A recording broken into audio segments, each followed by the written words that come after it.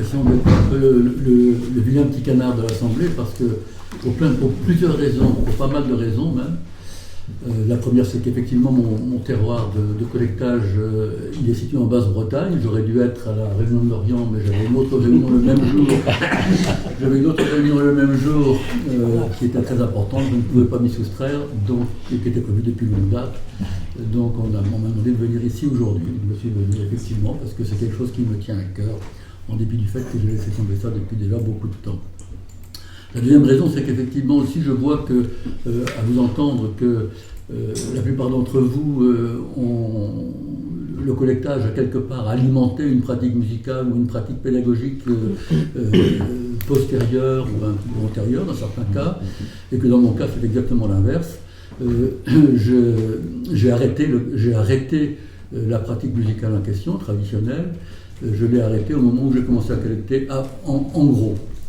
Je vous expliquerai pourquoi par la suite. Et effectivement, la troisième raison importante, c'est que c'est un parcours tout à fait différent, vraiment, et des motivations probablement aussi très différentes.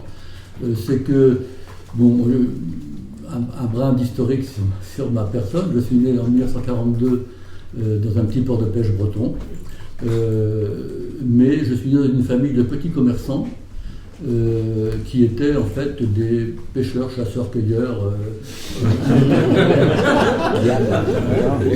Et donc, je suis tombé dans la marmite naturaliste quand j'étais tout petit, et je n'en suis toujours pas ressorti. Ça veut dire que ma passion principale. C'est où? Le petit port, Locmiquélic. Locmiquélic, c'est en face de Lorient. Donc, la marmite naturaliste en question, c'est une passion pour moi, c'est ma passion principale.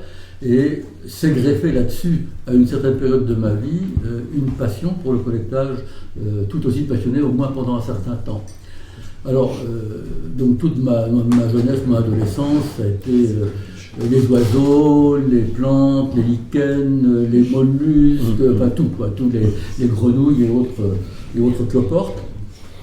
Et puis, naturellement, je suis allé faire des études à Rennes, je suis parti en 59.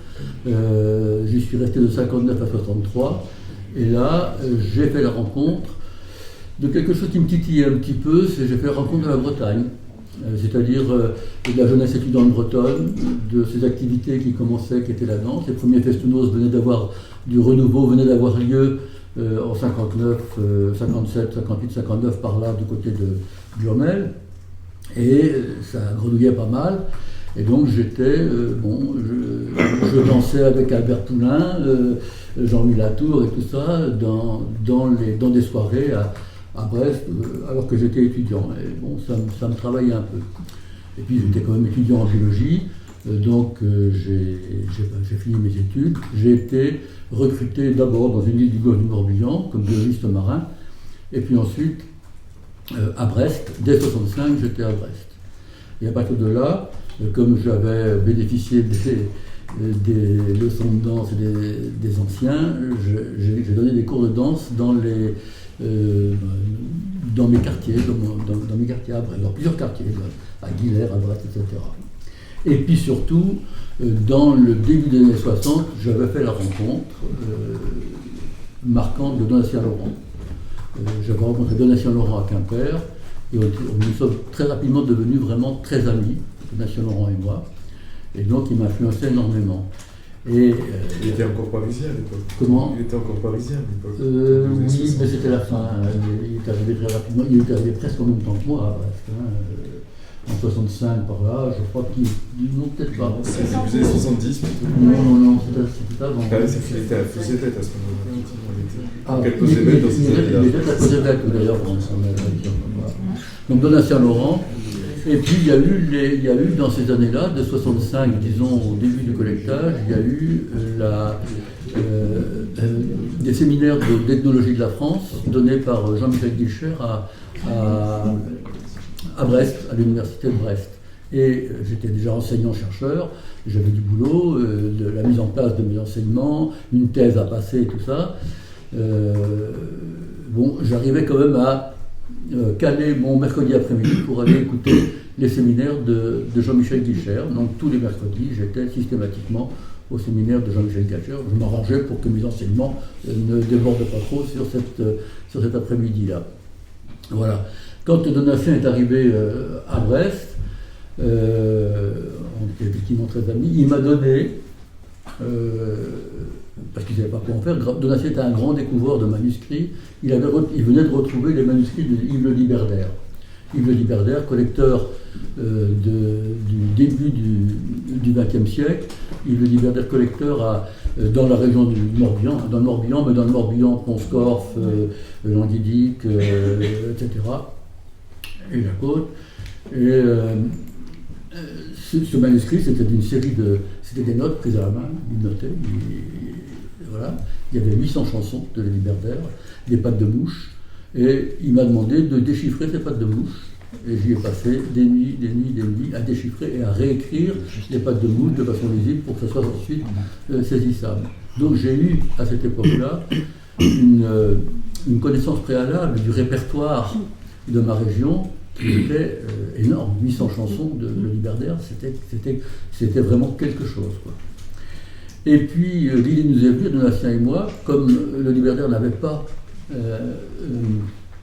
collecté de musique, il y a Duhamel qui était venu, qui avait récupéré quelques airs, il y avait très très peu de choses. L'idée était éventuellement essayer de retrouver des descendants, des gens qui avaient renseigné Le Liberdère au début du siècle et qui auraient pu connaître ces chansons-là de façon à ce qu'on récupère également des mélodies. Alors je me suis pris à ce jeu-là. Et j'ai commencé par la région donc de la côte, Lommer, Carotte, tout ça, la région de Plumeur. Et puis, très vite, on dit la boule de neige, le fil que l'on tire, je me suis retrouvé à faire autre chose parce qu'il y avait des difficultés. Il y avait vraiment des personnes, il fallait que j'aille dans les registres d'état civil, dans les registres paroissiaux pour essayer de retrouver les noms et les descendants de ces informateurs, pour avoir des informations sur ces informateurs en question. Donc c'était pas facile du tout. Et puis je me suis mis à collecter avec passion, mais avec passion dans le registre qui était celui de Donatien Laurent, c'est-à-dire que, on y reviendra, je sais tout à l'heure, le mec qui était dans le registre de la Guerre. Ce qui fait que j'ai en gros aussi, moi, collecté pour mon propre compte, parce que j'avais un petit peu collecté auparavant, pour mon propre compte, non. En 73-74, à une époque où je venais d'arrêter de chanter également dans les Festounoses, parce que les Festounoses devenaient systématiser les entrées payantes, et ça me plaisait pas beaucoup. Donc j'ai arrêté de chanter à cette époque-là, mais j'ai collecté très intensivement jusqu'en 78. Et en 78, il y a eu un événement énorme qui a été le naufrage de la Moco Cadiz. J'y ai été impliqué pendant pratiquement une année dans ce naufrage. Et quand je suis revenu sur mon terrain de collectage, qui était surtout le Pays pour l'Est, les personnes que j'interviewais étaient souvent nées au XIXe siècle, il y en avait plusieurs qui étaient mortes. Ça m'a un petit peu refroidi. Ma dernière collecte date de 1979, quand Jean-Michel Guichard m'avait demandé de trouver quelques chansons accompagnant une danse, la danse du ballet, la Ricando Arneve. Il m'avait demandé, dans ce terroir-là, il lui fallait des airs et des paroles, et je suis allé juste pour ça, et j'ai arrêté en 1979. Après quoi, j'ai été rattrapé par ma recherche universitaire, et par ma passion naturaliste. Je militais, l'aspect militant également, qui était souligné par certains d'entre vous, je l'ai connu, mais je l'ai connu surtout dans le domaine de la protection de la nature. Voilà, je suis un naturaliste avant tout, qui a été un collecteur. Et cette période de collectage, malgré tout, je dois le dire, pour moi, quand je l'évoque, c'est toujours avec beaucoup d'émotion, car ça a été, pour moi, une grande période. Merci pour ce témoignage.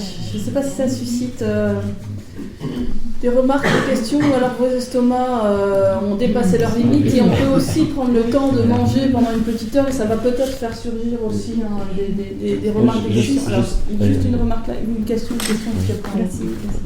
Je serais curieux de voir, parce qu'on voit dans différents endroits des mouvances, des convergences, des convergences avec un réseau associatif qui se constitue. là où tu étais tout seul à collecter? Il y avait un réseau associatif qui existait ou J'étais seul, c'est-à-dire que moi j'étais sur Brest et je venais collecter dans le Pays pour l'Être, qui était mon fief d'origine, le Pays Milaouette, le Pays pour l'Être, etc. Et j'y venais avec mon magnétophone et mes jumelles. Repérer les chanteurs de loin. Je ne connais pas, donc je passais du temps, parce qu'à l'époque j'animais aussi une revue d'ornithologie bretonne. Donc j'avais ça aussi animé, on créait des atlas des oiseaux nicheurs de Bretagne, des oiseaux de en Bretagne, simultanément je faisais ça, donc j'avais le magnétophone, et puis j'allais voir mes vieilles amies, et puis on reprenait la conversation là où on l'avait laissé la fois précédente, c'était très souvent ça. Mais il y avait le réseau associatif, j'en étais complètement détaché. Ça aussi c'est quelque chose qui me distingue des autres intervenants de ce matin. J'étais hors. Et puis à l'époque, à vrai dire, ça ne collectait pas beaucoup, je crois. Le travail du naturaliste sur le terrain, il est aussi solitaire ou Ah non, il peut être solitaire, tout est possible. Mais bon, j'étais chercheur et j'étais absolument solitaire. C'était pas l'époque où les labos devaient agir en meute. Non, pas nécessairement. Laura, est-ce que oui, tu interviens juste, peut-être parce que bon, je suis un petit peu atypique, mais moi j'ai aussi une approche un peu systémique, c'est-à-dire que bien sûr que ça m'intéresse, j'ai beaucoup d'intérêt pour l'ethnomusicologie, mais je le remets aussi dans un contexte un peu plus global de défense de notre culture identitaire. Et je trouve que c'est intéressant ce que tu dis par rapport à la recherche naturaliste, parce que le rapport à l'environnement, le rapport aussi à la nature, il a aussi les traits très culturels. Et on peut aussi, je dirais, relier toutes nos actions et tous nos engagements, qu'ils soient sur l'ethnomusicologie, sur l'architecture, sur le bocage et sur la biodiversité. Et je crois que là, c'est aussi une approche très culturelle. J'en avais conscience. Il y a des liens très forts entre... J'avais conscience d'œuvrer dans deux disciplines. C'était un peu écartelé, en quelque sorte. Dans deux disciplines simultanément. Mais je voyais très bien les points communs entre les deux. Et évidemment, et je voyais simultanément les changements culturels dans la société paysanne bretonne et les changements dans le paysage. Les paysages de mon enfance et de mon adolescence n'existent plus. Je voyais ces changements-là et en même temps, ça me bouleversait, quoi. Oui, et justement, toujours pour revenir, aujourd'hui, quand on fait une carte du développement durable sur le plan planétaire, c'est là où on a conservé ces traditions, alors sous des formes pluridimensionnelles, que la biodiversité est souvent la mieux préservée. Et bon, je veux dire qu'il y a aussi des liens entre... non, mais c'est aussi une réalité. Donc là, je crois qu'il y a... Au-delà, je dirais que par l'ethnomusicologie, on arrive à des problématiques, qui nous touchent aujourd'hui avec les modifications climatiques, de tous les grands enjeux de développement durable. Moi aussi, j'ai une chose à dire. 30 secondes. Je veux juste dire à Jean-Yves qu'il n'est pas le seul de créer un petit canard, puisque en termes de motivation, je suis un petit peu dans le même. Au départ, en tout cas, de mon action. Sauf que je suis multicasquette, j'en parlais cet après-midi. Je vais inciter à revenir après le repas. Ouais. Non, c'est parce qu'il a dit ça. Il avait l'impression d'être le seul atypique. Je suis un autre atypique. Ça n'a pas été exprimé, en tout cas. Ouais, ça va s'exprimer tout à l'heure. Mais juste pour aussi répondre à Yvon, en fait, c'est extrêmement intéressant, ça. On parlait tout à l'heure, François, dans son introduction, parlait du déclivage des sinon conflits, au minimum ignorance mutuelle entre milieu associatif et milieu universitaire. Jean-Yves a bien dit que c'était, disons, sous le parrainage de Donatien et de Guichet qui avaient fait ces travaux. Donc, à l'intérieur de l'institution, dans une démarche qui était une démarche spéculative, une démarche d'avancer des connaissances, de faire avancer un projet éditorial qui n'était pas inscrit dans une démarche de valorisation locale, culture locale et tout, c'était inscrit dans une recherche scientifique. Et au même moment... Complètement marginalisé dans les institutions. Non, mais oui, c'est peut-être marginalisé, mais Guilcher et Donatien et par conséquence Jean-Yves étaient tout de même inscrits dans l'institution. Il faut savoir ce qu'on disait de Guilcher aux ATP. C'était à la limite de l'ordurier, mais c'était ce qui était dit quand même. D'accord, mais tout de même... Il n'était absolument pas perçu comme légitime. Ouais, mais attends, j'ai pas fini ce que je voulais dire. Ils vont, au même moment, et dans le Valais, donc en Pays de Bourlette, en Pays dans l'endroit de Genette, en Pays de Lorient, etc., il y avait des associations qui étaient associées d'Astume à cette époque-là, d'Astume Bois-de-Genette, d'Astume Bourlette. Il y avait quelque chose, comment ils s'appelaient, les gars du côté de Lorient, là? D'Astume Rien-Richeté. Et il n'y avait aucun contact entre ces gens-là qui faisaient du travail local, un peu dont on en parlait avec le groupe culturel, Champa et tout, et ce que faisait Jean-Yves. C'est tout de même assez symptomatique. Ensuite, il y a eu les essais de pastel, mais voilà, on était dans les années 70, c'est l'époque de ta collecte active, et voilà, c'est une partie de l'histoire, il faut le savoir. C'est pas pour condamner personne, c'est juste pour dire, là, à ce moment-là, les passerelles existaient. Ce cloisonnement, il y a beaucoup de collecteurs qui ont insisté là-dessus, sur le fait qu'il a duré jusqu'à la fin des années 70. Les frères Champion, par exemple, on dit et redit que même des danseurs de bourrée qui étaient à 30 km, ils ne les avaient pas encore rencontrés avant que l'institutionnalisation, alors là pour le coup, rendons un petit hommage à l'institution et même au ministère de la Culture, incroyable, et c'est vrai que c'est l'action coordonnée par Fleuret et Lorta qui a permis, à partir du début des années 80, des rencontres qui ne s'étaient pas produites avant, alors même que les gens pouvaient être relativement proches géographiquement. Donc ça, c'est assez saisissant quand même. Et ce que vous avez dit les uns et les autres aujourd'hui le confirme à plusieurs reprises. Je vais aussi dans ton sens. Marie-Barbara et Gilbert. Oui, C'était juste, oui, ce que Robert a dit, et que vous m'avez dit tout à l'heure et que je savais, que le fait d'être envoyé par Donatien sur un territoire donné, parce que ça l'intéressait lui par rapport à Lydie Berder, vous ne pouviez pas être inscrit dans le réseau, mais il existait en parallèle, il y avait cette rupture très très forte. Donc en fait, voilà, il se passait plein de choses aussi, votre démarche n'était pas la même que celle qui existait à ce moment-là. Mais malgré tout, c'était ancré dans des bouts qui étaient identiques au départ, bien sûr, ou des envies qui étaient identiques au départ. Mais je dois rajouter quelque chose quand même, c'est que tout en étant très axé sur une partie du répertoire, j'ai quand même collecté, je n'avais jamais compté, mais quand j'ai donné enfin mes bandes à l'Assume, c'est passé pour le début de l'année 2000, non Cadeau vers 2010, c'était avec... Non. Ah non, vous avez déposé une copie d'abord. Ils ont compté qu'il y avait 900 chansons quand même, donc il n'y avait pas que de ça. Je collectais évidemment tout ce qui me tombait sous la main. Et il y a le fait aussi que si j'ai doté si tard à donner mes bandes à Dastum, c'est que j'étais très ami avec Donatien, et qu'entre Dastum et Donatien, ça n'allait pas. Je ne pouvais pas donner mes bandes à Dastum au risque de me brouiller avec Donatien, qui était un ami intime. Donc voilà. Voilà l'histoire. Donc là, vraiment, effectivement, la séparation a duré un sacré bout de temps. Alors, Gilbert souhaitait réagir et je crois qu'après, on va vraiment aller manger. Sinon, vous allez plus le croire. C'est juste le côté institutionnel, parce que c'est vrai que le poids de Jean-Michel Guilcher et de Donatien Leroy ont pesé un peu partout en Bretagne. Ils ont beaucoup influencé, par exemple, Jean-Louis Latour et tous ces cœurs de Redon, pour aller collecter, pour faire dans telle ou telle méthodologie. Et ça, c'était important. Et nous, on découle de ça. C'est vrai que Jean-Michel Guichet n'était pas avare de renseignements. Il faut le voir à Tromaro, parce que j'avais un doute sur une danse dans le Pays Gallo. Aucun problème.